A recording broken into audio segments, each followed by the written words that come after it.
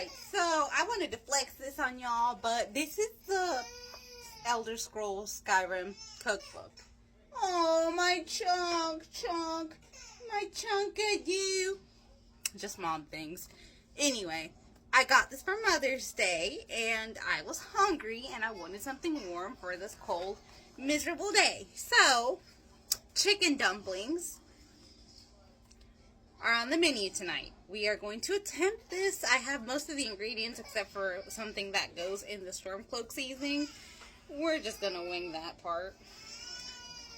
And now I have a use for the heavy cream that I just took out of that milk. So, woo! And we're going to start off by preheating the oven, which I already did. Alright, the oven is heated up to 375. Alright, I have a chicken breast here. It's said to do with legs, but of course I don't have one. I'm going to season this a little bit, even though it didn't call for a seasoning, just because I don't like my meat to be that bland. Alright, I'm just going to do salt and pepper because onion and garlic powder will straight up burn. So, anyway, this is going into the oven. And while that's cooking, we're going to work on our dough. Alright, so sad news, I don't have any of the seasonings that go with the Stormcloak seasoning that is required for the rye pie dough. Basically, it's asking for dill, grains of paradise, mustard, and fennel seeds. I did have fennel seeds and I do have dill. However, those things are packed up since we are moving, and I'm not digging that shit out. So we're just gonna, and I do not have rye flour either, so we're just gonna make a regular crust. And for that, we're gonna need flour. Also need cold butter. Do not let this get warm. Do not melt it. I promise it will make sense in a minute. And salt. I would say sugar, but this is not one of the sweet applications to it. We will add a teeny bit of black pepper, you know. Just to stick to the recipe a little bit, we're going to add dill and black pepper. Alright, if you've been on my channel long enough, you know I don't measure. So I'm just going to eyeball this. And 1, 2, 3.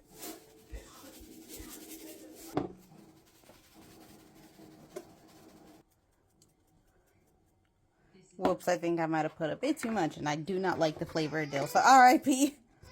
And this mess. Alright, so what I did was I basically took the stick of butter and I, dissolved it in my hands, and I basically just dissolved it into little pieces into the flour. R.I.P. my hands. If you want to pay for my hand therapy, my Cash App is Cash App Mari Stefa. Just kidding, you don't have to pay me anything. I do this because I like torturing myself, apparently. And I'm going to add water to this. Alright, so for cold water pie crust, you're going to want to pour in cold water. Ice cold. I'm talking about as cold as you can handle it, and you're going to start to knead it. Don't do a lot of water, and the reason I say this is because you're going to have a soupy mess you're not even going to be able to do. So just do a little bit at the time. If you need more flour, add a little bit of flour. If you need more water, add a little bit more water. But it should be coming together.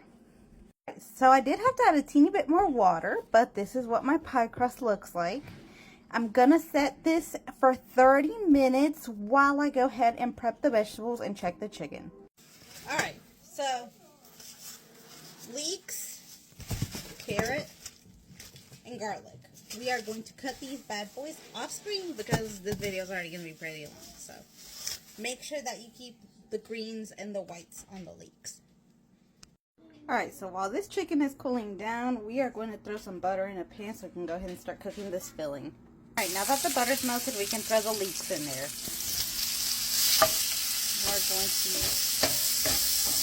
brown these leeks. Or at least cook them until they're semi-translucent. Alright, so while that's cooking, I already went ahead and deboned the chicken. Now that the leeks are semi-translucent, we're going to throw the carrots in there. Alright, now we're going to go ahead and add that garlic. Alright, now that the garlic has gotten fragrant, we're going to add some seasonings. the seasonings we added. Basically some salt.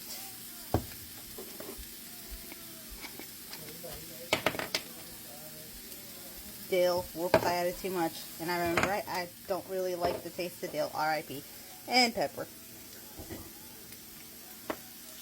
Alright, we're going to give it a little stir. And we're going to sprinkle in some flour.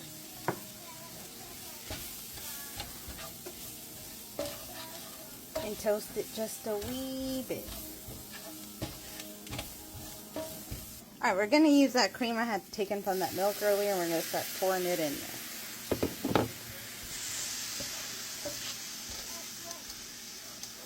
And we're going to mix it in